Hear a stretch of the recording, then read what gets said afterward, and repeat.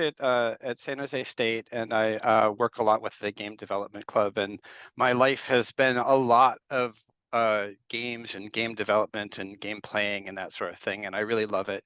And I have not delivered this lecture before, so it's going to be kind of new. So I'm expecting it to be just a little bit bumpy. Um, and the first thing I'm going to have to do is to figure out like sort of like the way I've got everything laid out and just make sure that I'm not like sitting over top of something here. So I'm going to start with art, right? That's really my focus here. It's like been my passion. It's been something that I've been doing for like 20 to 30 years. I'm afraid to figure out how long I've been doing it. It's just that long.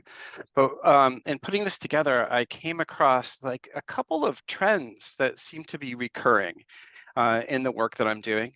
And so what I want to do is I want to share those with you. I want to let you know that I will not be sharing this slide deck out because it is 5 gigabytes. I've got like 9 hours worth of video baked into this, and I'm going to skip around in it quite a lot. Well, I'll probably start some of it and then talk over it, that sort of thing. If you see something that you're interested in, let me know. I'm happy to share it with you.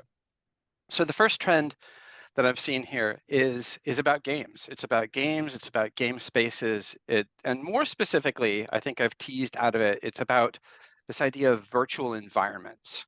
Virtual environments, as Richard Bartle talks about, have like several like common characteristics, among them being like persistence and avatars and that sort of thing. And they create actual spaces and places. And so I look at these spaces and I think about them in terms of like sort of their performative possibilities. This is one of the first that I did. I joined Second Life like in maybe 2005, and I think there was 3 days before I was bored. But boredom has a tendency to drive action. And so I seek out boring things. So let's just take a look at this here. I'm going to try to manage the audio.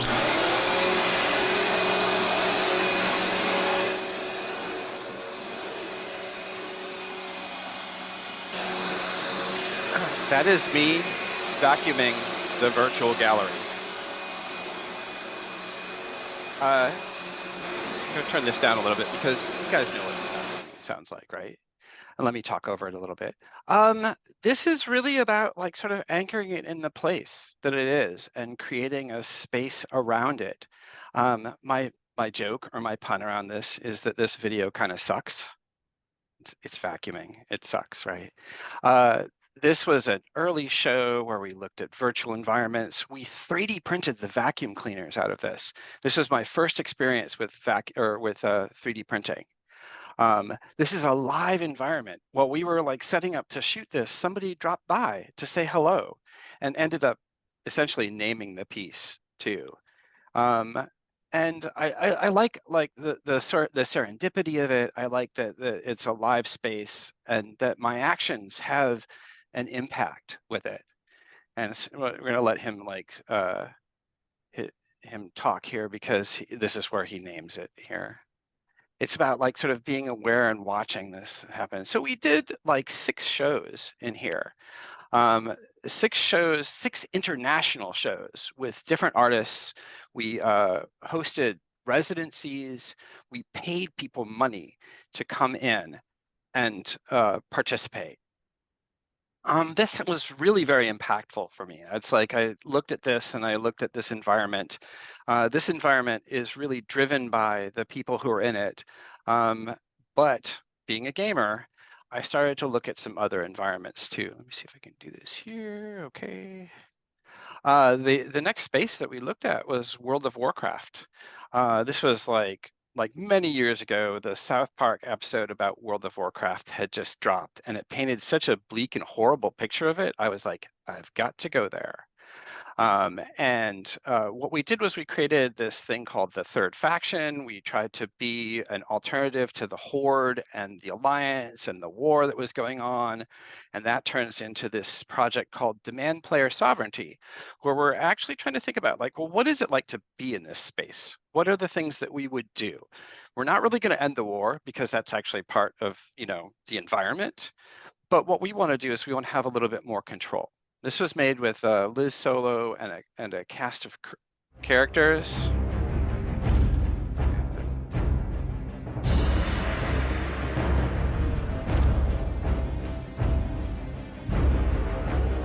Towards the end of the campaign against the Burning Crusade, renegades from the Horde and Alliance factions grew ever more disenchanted with the centuries-long war on Azeroth. They sought a richer experience, one that reflected the complexities that exist in the growing communities of World of Warcraft.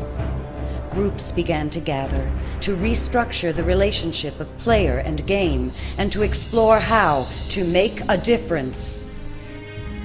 One such group became known as the Third Faction, a cabal struggling with the enforced allegiances and the restrictions imposed upon both Horde and Alliance. As their name signifies, Third Faction symbolizes the idea of cross-factional play, of relationships formed on values other than violence. On a cold February night, a meeting was held to discuss how to work in cross-factional cooperation to subvert the walls that Blizzard had erected. In the fog and drizzle, this Congress rejected Blizzard's dogmatic list of rules and incorporated under a loose code. The Third Faction chartered to build and support any mission that explores the limits of the game's factional divisions and reductive narratives. Seeking equity, your conscience is called upon you to meet this challenge. Third Faction welcomes you. So this is about storytelling. It's about machinima, which is about going into the environment and treating it like a stage. It's about creating a voice and agency within the game for the player to deal with the things that we actually care about. This is about sovereignty and about choosing who we're battling and deciding that the leaders of these individual factions are robots. They don't care. They're not invested in the battle at all, but yet they keep sending people off to die. It is really about like sort of thinking about what happens when we move into these spaces. What do we retain? What parts of our humanity do we hold on to, and what changes? How do things like sort of get altered with that? The whole history of Ars Virtua is about like going into these spaces and then trying to think about them, trying to reflect on them and bring an experience back out. So naturally, my next slide is about the next space that I've moved into here, which is Minecraft. So Second Life allows you to have almost unlimited creativity in it. World of Warcraft like limits that to the point where just about the only thing that you can do to leave a mark in the world is to leave your corpse. And Minecraft then sort of like breaks out and gives us even a little bit more freedom. I'm going to see if I can play this without the volume. This is a rehearsal for a staged show in Minecraft called the Minopticon with DC Spenceley. And in here, what we see is a group of people that are practicing. They're practicing dressage on a stage that was built in the world for this performance. Let me see if I can get to where it's actually going on here. It's like an hour-long video, so there's like a lot of stuff here. So there's like stagecraft that's going on here, right?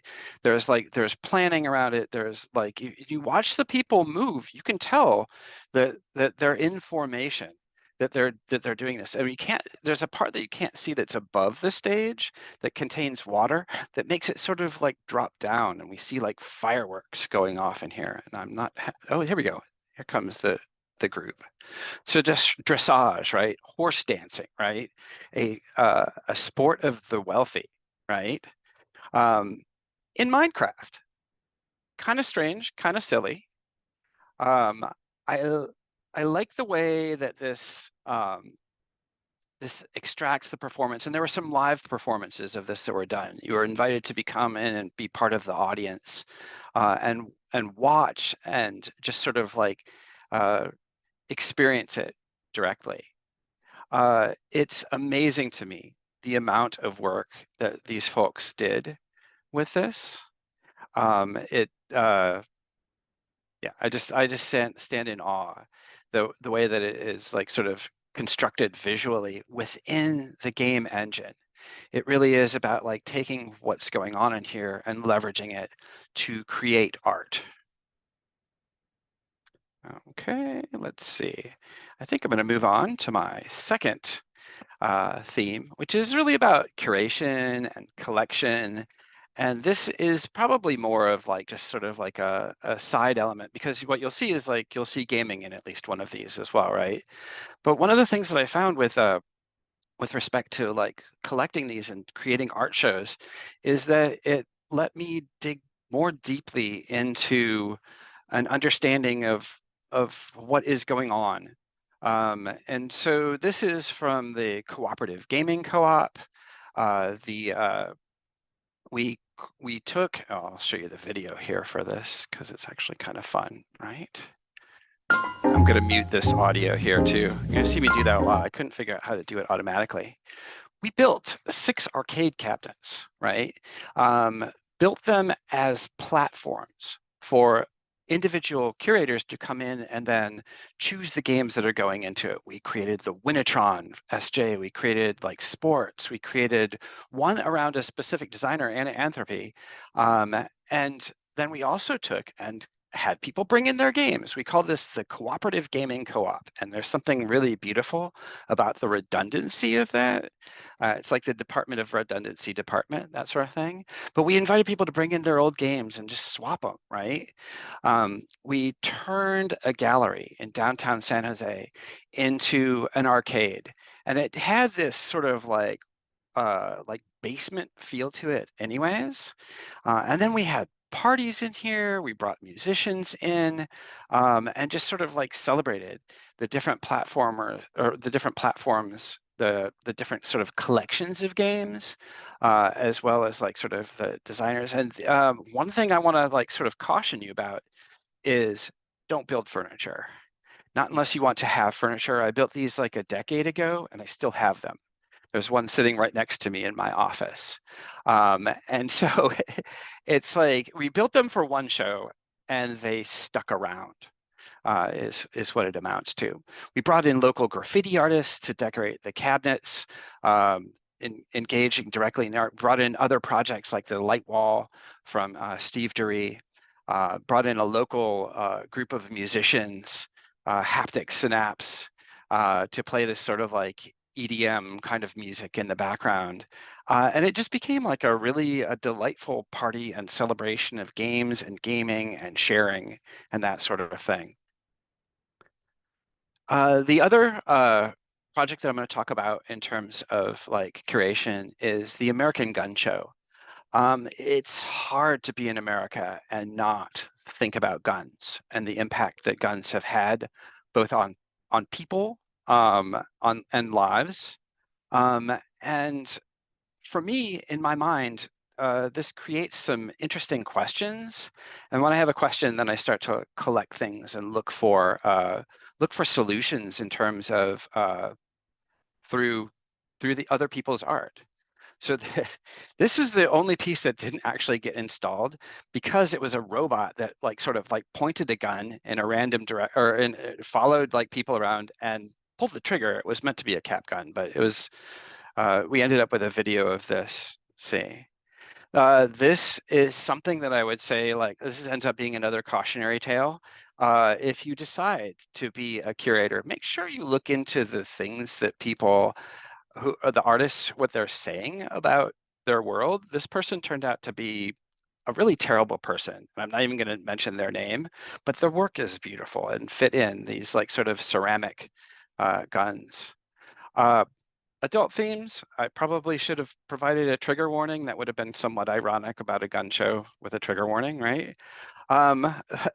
This is a queer artist that is like sort of like just trying to take control over this and give power back to people in terms of like sort of dealing with and thinking about pleasure. This oddly was probably the most contentious piece in the show because it was sitting right inside the front door, and somebody was walking by and they saw this and they said, you should prevent people from seeing that. There are kids out here. And the amazing thing is that this is like on the convention center in downtown San Jose, and there aren't kids that are walking by. This person just had like a weird little problem. I love the Disney aspect of it. It's kind of challenging to work with Disney, but this is obviously parody, right? This is a gun that's built out of tools. We tried to look at like guns and gun culture from every aspect. There are some very positive things in here. I don't think I have any images from the shooting team, the Olympic shooting team, but it covers a little bit of everything from this simple gesture to another piece that might be, we were expecting this one to be a little bit more controversial, but it didn't end up being as controversial. To like, this is like sort of a historical evidence that the emoji for this has changed since here, or since this was actually produced. This idea of like sort of taking and bringing things together and seeing what the collection looks like as it's been made by different artists with different interpretations. The attempt is really to create a conversation around this. And this particular issue, the issue of guns in America, is really challenging. From that aspect, we brought in a communicator that sat down with us and talked to everyone. And we came up with some things. We talked with each other. We listened to each other. The big takeaway is something that's really obvious. It's nobody's pro mass shooting. No one. We could all agree that that was something that we didn't like and that we didn't want to be in, have around us, right? I'm going through these really fast, Ian. I'm gonna slow down when I get to the 8-hour video a little bit. It's actually kind of interesting to watch though too. The next topic here, the next thing that I see coming in is really pretty new, and it's about like sort of using artificial intelligence. And my talking about it, I'm just going to be going a little bit out of order, but it's like, I'm going to start like just sort of like building on things. So in 2020, with the pandemic, my mother in upstate Michigan took a fall, and I realized at that point in time that I didn't have to be in San Jose. And I went and spent essentially the last year of her life with her as a caregiver. I don't know if any of you have been to the Upper Peninsula of Michigan, and I don't know that I would recommend it unless you really like outdoors. It's beautiful. It is simply gorgeous. It is not like any of the cities that I've ever lived in or anywhere near. One of the things that I found is that I had to find a space to retain some sanity. So I started taking pictures.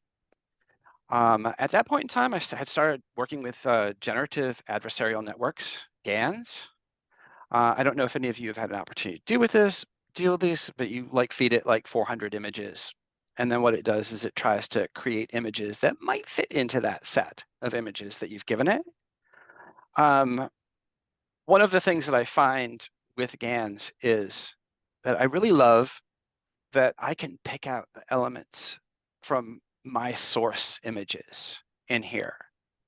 There is a virtually unlimited number of these images. And if you like the way that they're making images, you can continue to make more of them, right? These were shot in the winter. You can see like snow, you can see like bare trees, you can see like this deep blue sky, which was rare, but it was one of those things that sort of like called to me as a photographer. You can see the buildings, right? And it has this sort of like dreamy aspect to it. And that's something that I really loved. If you look at enough of these images, you can also see like sort of the thumbprint of the generative adversarial network. just in sort of in terms of the way that it's sort of like built these fake images. There's a lot of controversy around like some of the other generative networks that are being used today because of the way that they've like sort of scraped and grabbed artists' work without permission. This is beautifully clean. This is all my artwork, all my source images. And I have to say it, I really end up loving the images that come out of it. They tell a story. One of the other things that I like sort of dialed into here was that it really matters what your subject is for this. When I was shooting these, I felt, it was really about like sort of walking around. It was really about like seeing the nature, and it was about being distracted from other things that were going on in my life. But eventually, like winter came to an end, right? And so one of the things that I saw as winter ended was that I became utterly fascinated with the onset of spring. So we got a couple more winter ones here. But then what you're going to see here is just a drastic shift in terms of the types of images. And this is because I changed my focus. I started aiming up into the sky. I started aiming at the branches. I was looking for the buds. I was looking for the promise of spring, if you will, right? And just trying to see the difference in, as the seasons shifted. These end up being maybe a little bit more abstract. There are no buildings in these shots, so you don't see any buildings in here, right? The branches, sometimes they work, sometimes they don't. Sometimes they're really very realistic, right? But always, I think that there is like a certain sense of those elements of like the buds or the flowers or the plants starting to come out. These are not in full bloom yet. And I think that ends up being visible in here. This is early spring.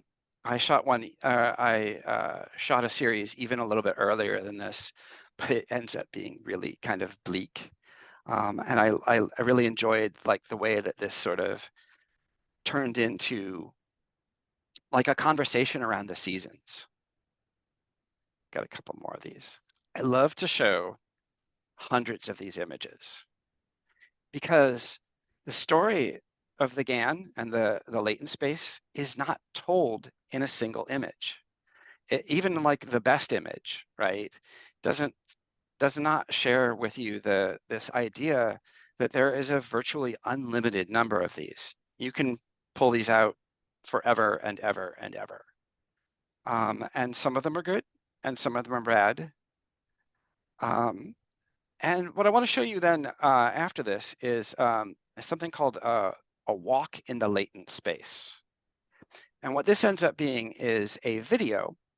This is based off of the winter one. I think this is like a little bit more solid, more interesting, right? This video, if I can get my thing to click on this right, I think I have to go to the next one here. It's about a minute long.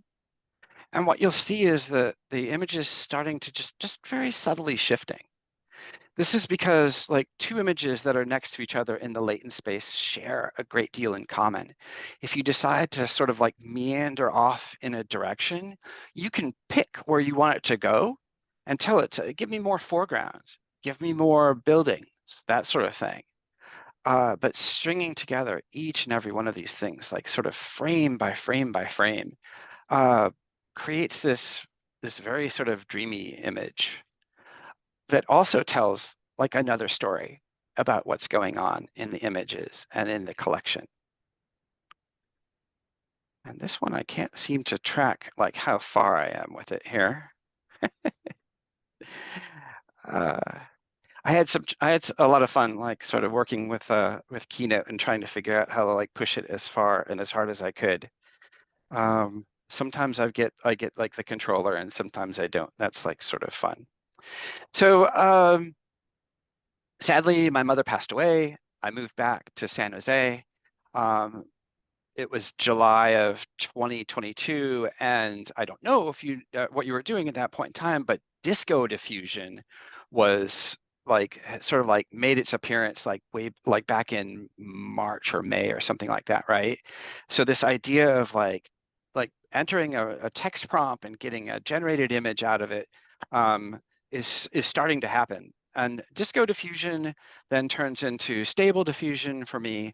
And I'm like looking for like different types of images that I can make. And one of the things that I found was that I could make it create these dark tomes of magic, these grimoire pages, right? That just look really good, right? Okay, the focus is off a little bit on these. I don't think that I've upscaled these properly, but so I took and I generated hundreds of images, thousands of images. I think I generated 7,000 images on Halloween to like sort of represent that time and that place. And I took and I bound them or bound like 200 of my favorite ones into a book. And I don't have it with me, unfortunately, who to thunk. But I tell you, you hold something like this in your hand, something that has been created uh, in this way, and it's quite profound. I love to like sort of pass this book around, and I've often thought about just like sort of leaving it somewhere and having somebody find it and trying to figure out what this narrative is behind it. What's the story? How did this come to be? What does it mean? That sort of thing. Um, yeah, I like so I like the way that the AI like turns into like the real things. I like the multiplicity of it. This video here, this is the 8.5 hour video. So I'm just going to go ahead and start it and talk over it. This is 924 famous paintings, um, and creating 32 variations on each painting and showing them one per second for 8.5 hours. This is me looking at sort of the process and saying, I want more and I want to share more. Right. This was using a particular algorithm called Leddits, Leddits. It's on, I think it's on Hugging Space. I'm not sure. But the idea behind this is it will analyze an image, take that as a famous painting, and then it will let you add some prompts to tell it what to do. So these 32 variations are anime, horse, bridge, hamburger, just like all of these like sort of single line things, and you start to see them in this data set, right? So what do you do when you've created 30,000 images? And like the knee-jerk response is like, oh, I'm gonna look at them. But if you ever tried to look at 30,000 images, it's just not possible. This is one of the things that I find really fascinating about AI is that it's really possible. You can really take and you can generate more than you can ever actually consume. This 8.5 hour video is my attempt to have a closer relationship with this data. So it's one per second. It shows all of the variations, and then it shows the original at the end. And you see that it works better with some paintings, and with other ones, it's just like there's car. I think that's dogs, right? uh, Sometimes it works really well and you're like, hey, wow, that looks really good. And then other times you're like, oh, that's just stupid.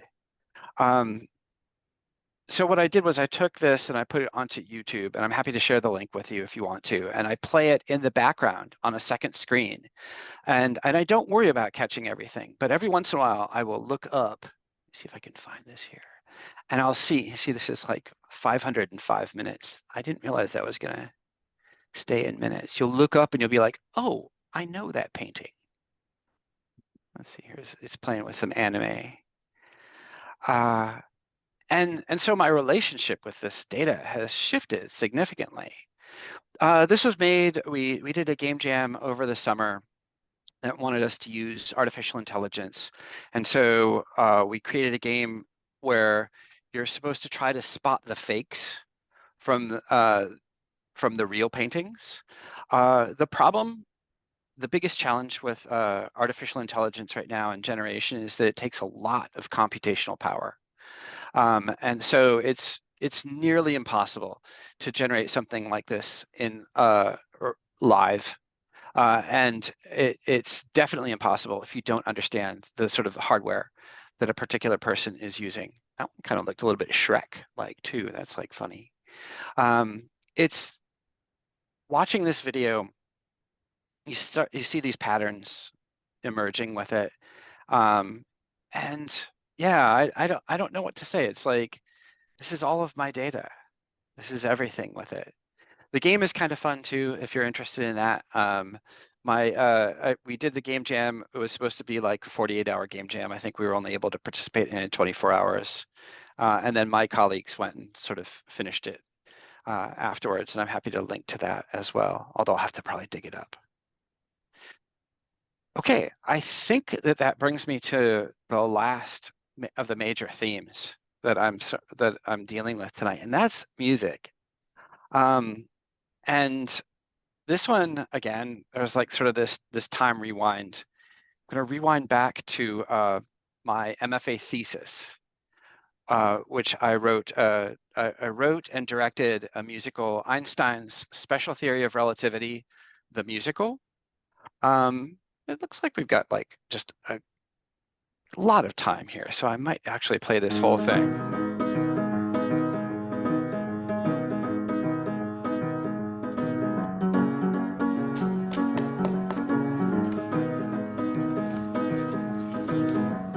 But then I might not because it's kind of small.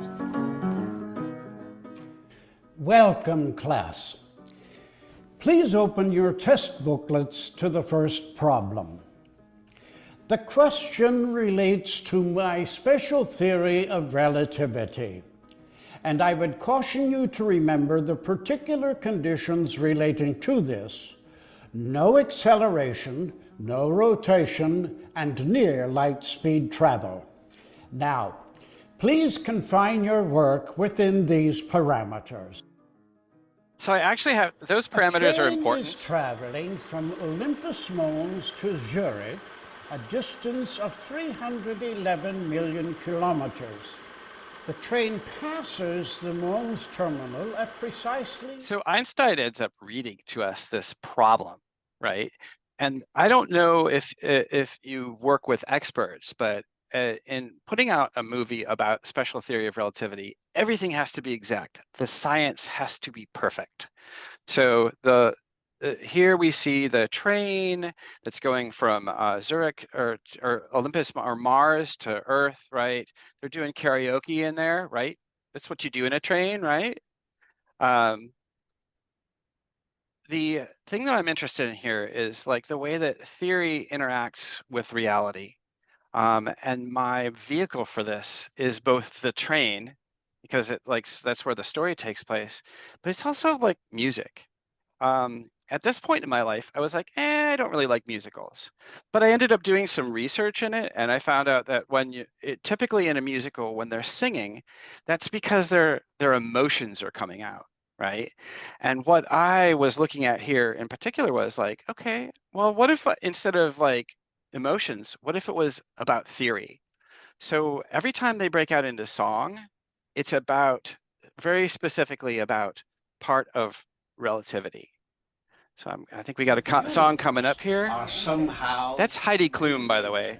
She's on the way to meet Stephen Hawking, whom she's been talking with, and they've fallen in love. That's beautiful, isn't it? Wow, this is an impressive train to get from Mars to Earth in less than an hour. Well, we are traveling at 933 million kilometers per hour. That's my Hitchcock cameo. Which is 86% of the speed of light. At that rate, we should arrive by 12:20 Zurich time. Is it safe to travel at such speeds? Well, technically, near light speed travel is safer than riding an escalator.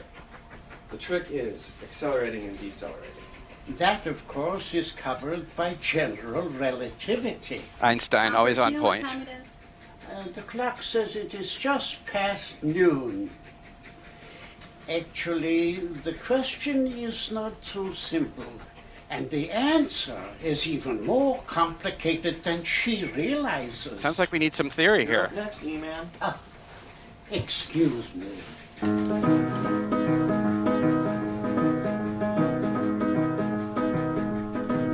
What do you think? That nothing will change? Must it be all things must stay the same? No, I say no, no, and no again, though I'm not suggesting complete mayhem. Let go, be free, but not insane. The laws of physics must be rearranged. I'm on a train, though it seems I'm standing still. The train is moving, and so I will tend to move along at a similar rate. Looking out the window shows a rather rapid pace, but to that fellow over there I'm at rest. For this we need no test.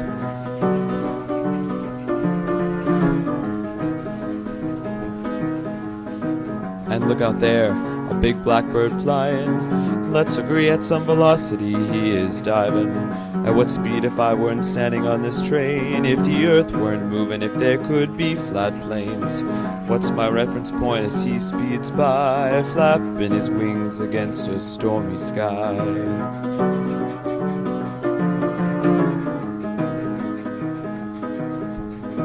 Speed you go, it all depends. The time it takes is relative. Distance too is something to debate. From all you've known you must deviate.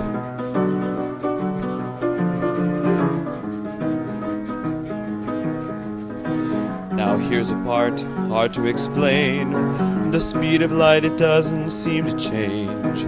Standing still or zooming fast, we must become iconoclasts.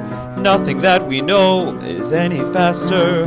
The speed of light is the velocity master. Distance and time are subordinate to its rate.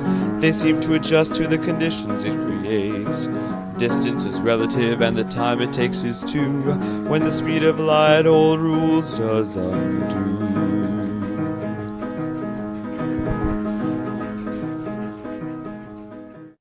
So this ends up being like just a lot of fun. And I have to tell you, if you ever get a chance to write music, do it.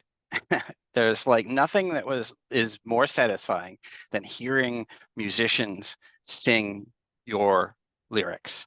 And for me personally, as a nerd and a geek, working in there, working in the lyrics and rhyming with the phrase in vacuo is like sort of the peak of this.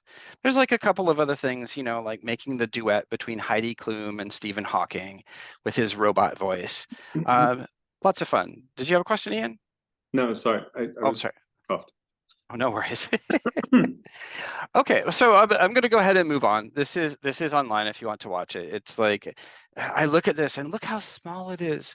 This was the past when video screens were that small. It's just really sad. So moving along, I move into World of Warcraft. Again, we see games like coming in here. This is Arito Tarajo. I made this with Maya Ackerman, Dr. Maya Ackerman, who came to San Jose State in the computer science department and was working on music creation software. And so I'm like, okay, that Einstein, I worked with like live humans, and it was a black box. I would send them lyrics and they would send me back finished songs. I didn't feel like I was as invested with it. With this, however, this algorithm was so picky. I had to spend so much time with it. I generated melodies in the style of Giacomo Puccini, right, to record this opera. And then I worked with Google Translate to translate my lyrics into Italian, because like opera's in Italian, right? It's just kind of the way it is. Everybody knows that. This one I'm actually going to play the whole thing because I really dig it. I think it's also shorter.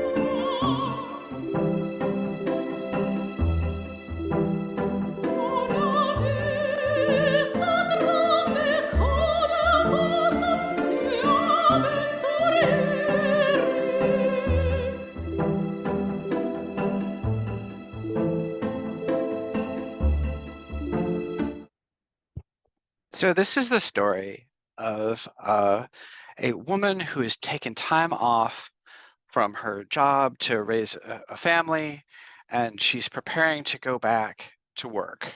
She's a high-level warrior in a guild in World of Warcraft. I'm going to rewind this a little bit so we can just see a little bit of it while I'm talking over here. I'm not going to play the audio though. She's extremely like polite to everyone, just really nice to the people that are like here. She's living in this world. She's preparing to return back to work, and she's just sort of flying over the barrens in World of Warcraft, and just like sort of taking note of like everything. And you see like I've got like little bits of the interface that drop in here because it is a game after all. We could have totally stripped those out if we had chosen to do so. It looks back both at the game, it looks back at like sort of these ideas of like what do we value in real life that we don't see in these virtual environments. Maya Ackerman, who wrote the software for this with her team, also sings as Dahlia. It just ends up being this sort of this beautiful combination of all of these sorts of things. And I love the visuals in this. Our machinist, Chantal Harvey in the Netherlands, did just such an amazing job of this. We filmed a lot for this, right? And sort of like working with the different algorithm as well, both the algorithm for making the music and the algorithm for like translating the Italian. It just ended up being this sort of wildly collaborative thing where a couple of my collaborators were robots, that sort of thing. So that brings us to like my last project, which I'm going to talk about, and it's the one that I'm getting ready. It's also kind of stupid, so just bear with me a little bit here. I've got this thing for Taylor Swift, and so what happened was like a number of years ago, Taylor Swift recorded the album 1989. I know this is going to turn into a Taylor Swift lecture, and I think this is funny, so please feel free to laugh. Okay, so and she dropped the album 1989. 1989 is the year that she was born, right? I'm sure you're all sick about hearing about Taylor Swift, but then like I think it was like a year or two later, Ryan Adams covered the entire album and released it. Right.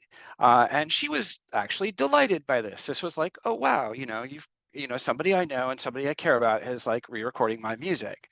Well, then it was like maybe another year later, Father John Misty, Josh Tillman, looked at these songs and was inspired by this. And so he started to cover the album again, but he was kind of parodying it much more than anything else. And so he was recording the songs in the style of Lou Reed singing the individual songs, right? Okay. Now, fast forward to 2023, James finds an AI algorithm that will do voice swapping, right? So what I've done is this is a parody of Josh Tillman's parody of Ryan Adams' cover of Taylor Swift's song, Blank Space. Enjoy.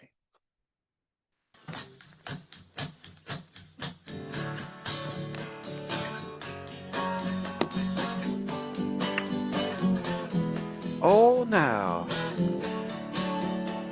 Oh.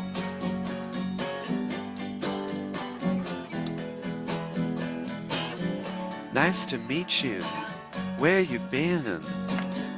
I could show you incredible things. Magic, madness, heaven, sin. Saw you then, I thought, oh my God, look at that face. You could be my next mistake. Love's a game, wanna play. New money, suit and tie. I can read you like a magazine. Ain't it funny how rumors fly? And I know you've heard about me, so let's be friends. I'm dying to see how this one ends. Grab your passport and my hand. I can make the bad guys good for a weekend. It's gonna be forever or go down in flames. Tell me when it's over if the high was worth the pain. Got a long list of ex-lovers, they'll tell you I'm insane. 'Cause you know I love the players. Oh, you know I love the players. 'Cause you know I love the players. Woo. Oh, and you love the game. 'Cause we're young. So I'm going to turn this down a little bit and try to talk over it. Let me know if it's too confusing.